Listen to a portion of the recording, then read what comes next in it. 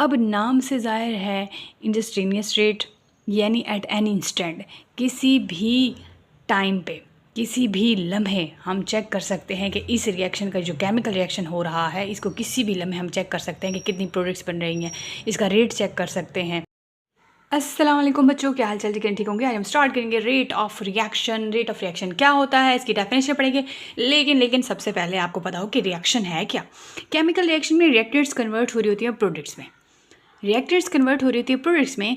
ये जो यहाँ पे एग्जांपल है H और Cl, हाइड्रोजन और क्लोरीन के यहाँ पे एग्जांपल है, और ये HCl में कन्वर्ट हो रहे हैं, यानी रिएक्टेंट्स कन्वर्ट हो रहे हैं प्रोडक्ट्स में। इसमें एक चीज़ है कि रिएक्टेंट्स की जो कंसनट्रेशन है वो कम हो जाती है और प्रोडक्ट्स की कंसनट्रेशन बढ़ जाती है। ठीक है, जब भी केमिकल रिएक्शन होता है रिएक्टेंट्स कन्वर्ट होते हैं प्रोडक्ट्स में, रिएक्टेंट्स की कंसंट्रेशन बढ़ जाती है, रिएक्टेंट्स की कंसंट्रेशन डिक्रीज हो जाती है, कम हो जाती है, और प्रोडक्ट्स की बढ़ जाती है। यहाँ पे rate of reaction most important आपका क्वेश्चन है। अब इसकी डेफिनेशन है रेट ऑफ रिएक्शन की, the change in concentration of reactants of products divided by time taken for a change. इसका मतलब ये है कि वो जो कंसंट्रेशन ऑफ रिएक्टेंट्स में चेंज आ रहा है और फिर प्रोडक्ट्स में भी चेंज आ रहा है फॉर द टाइम, तो इस चीज़ को हम कहते हैं rate of reaction. Change in concentration of reactants of products divided by time taken for change. तो यहाँ पे इसको हम इस तरह भी लिख सकते हैं, rate of reaction is equal to change of concentration of substance over time. ठीक है, डिवाइडेड बाय टाइम। तो इसको हम कर सकते हैं rate of reaction directly proportional है डेल यानी कंसंट्रेशन और टाइम के।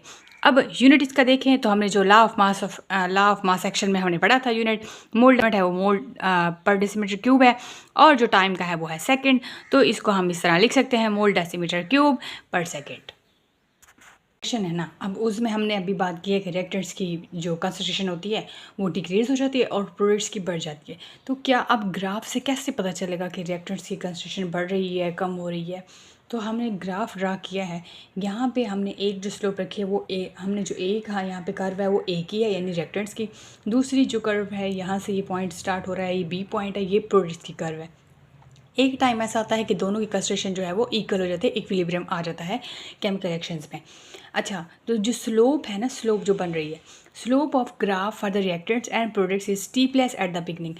यहाँ पे ग्राफ हमें ये बताता है, ग्राफ लाइन ए हमें शो करती है कि प्रोडक्ट्स की कंसंट्रेशन डिक्रीज हो जाती है विद द टाइम, और जो ग्राफ लाइन बी है वो ये शो करती है कि प्रोडक्ट्स की कंसंट्रेशन बी जो है वो कंसंट्रेशन, ग्राफ लाइन बी हमें शो करती है कि प्रोडक्ट की कंसंट्रेशन बढ़ जाती है, इंक्रीज़ हो जाती है कंसंट्रेशन ड्यूरिंग टाइम।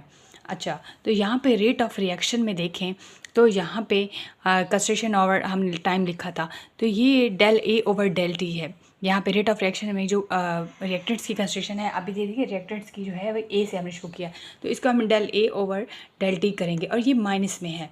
और ये जो बी वाली है हमने इसको शो किया है del B over del D से, ये पॉजिटिव में है प्रोडक्ट की और ये नेगेटिव में है। इसका मतलब ये है, ये नेगेटिव में जो आ रही है डेल ए वाली जो कि रिएक्टेंट्स की है, तो ये डिक्रीज़ हो जाती है विद द टाइम। जैसे जैसे केमिकल रिएक्शन होता है तो एक टाइम आता है कि ये इनकी जो कंसंट्रेशन है रिएक्टेंट्स की कम हो जाती है और प्रोडक्ट्स की बढ़ जाती है। तो इस माइनस के साइन यही इंडिकेट करता है कि जो रिएक्टेंट्स की कंसंट्रेशन है वो डिक्रीज़ हो जाती है, और ये जो साइन बी है ये इंडिकेट करता है कि प्रोडक्ट की जो कंसंट्रेशन है वो बढ़ जाती है। तो ये ग्राफ ये शो कर रहा है। नेक्स्ट है हमारे पास इंस्टेंटेनियस रेट और एवरेज रेट। इंस्टेंटेनियस रेट का मतलब ये है कि हमने रेट ऑफ रिएक्शन को चेक करना है, वो जो रिएक्शन चल रहा है किसी भी लम्हे चेक करना है कि इसका रेट कितना है, किसी भी लम्हे। और एवरेज रेट का मतलब ये होता है कि जब रिएक्शन कंप्लीट हो गया है तो उसके बाद हम पता चलाएंगे। अब नाम से ज़ाहिर है इंस्टेंटेनियस रेट, यानी एट एनी इंस्टेंट, किसी भी टाइम पे, किसी भी लम्हे हम चेक कर सकते हैं कि इस रिएक्शन का जो केमिकल रिएक्शन हो रहा है इसको किसी भी लम्हे हम चेक कर सकते हैं कि कितनी प्रोडक्ट्स बन रही हैं, इसका रेट चेक कर सकते हैं किसी भी लम्हे। तो इस चीज़ को हम कहते हैं instantaneous rate. The rate at any instant during the interval is called instantaneous rate. अब रेट ऑफ रिएक्शन फर्स्ट में ये ज़्यादा होगा और लास्ट में ये कम हो जाएगा। अच्छा, और एवरेज रेट क्या होता है? एवरेज का मतलब है कि जब ये स्पेसिफिक टाइम है जब मुकम्मल ये कंप्लीट हो जाएंगे फिर हम जाकर ये चेक करेंगे। जैसे आपकी गाड़ी जो है ये मुकम्मल चल जाती है तो फिर इसका हम पता चलता है कि एवरेज फ्यूल इसका कितना है। तो एवरेज रेट जो है the rate of reaction between two specific times interval, जब पूरा का पूरा रिएक्शन मुकम्मल हो चुका है, रिएक्टेंट्स और कन्वर्ट हो चुके हैं प्रोडक्ट्स में, उसके बाद हम पता चलाते हैं कि रेट ऑफ रिएक्शन अब कितना है। वो तो किसी लम्हे था ना, लेकिन ये हम मुकम्मल जब हो जाता है तो फिर हम पता चला सकते हैं। तो rate of reaction between two specific intervals are the rate over the time period, इस चीज़ को हम कहते हैं एवरेज रेट। ये जो रेट है ये फर्स्ट में इसकी जो होती है वो कम होती है और देन लास्ट में ये ज़्यादा हो जाता है। तो ये एक डिफरेंस था और ये मोस्ट इंपॉर्टेंट शॉर्ट क्वेश्चन के लिहाज से इंपॉर्टेंट है।